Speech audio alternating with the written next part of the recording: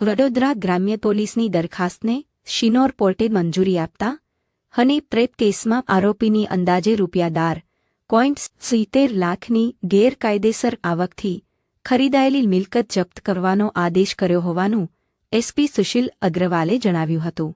ગઈ 6 ફરવરી 2026ના રોજ વડોદરા જિલ્લાના શિનોર પોલીસ સ્ટેશનની અંદર એક ચીટિંગ અને હની ટ્રેપનો કેસ રજીસ્ટર થયો હતો.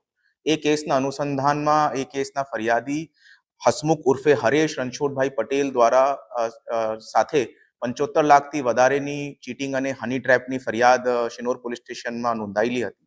આ કેસની ઇન્વેસ્ટિગેશન દરમિયાન પોલીસ દ્વારા મલ્ટિપલ લોકોની અરેસ્ટ કરવામાં આવી હતી. મલ્ટિપલ કેશ અને ગોલ્ડનું સીઝર કરવામાં આવ્યું હતું, જેની અંદર 14 લાખથી વધારે સોનાના જેવરાત પણ પોલીસ દ્વારા સીઝ કરવામાં આવ્યા હતા.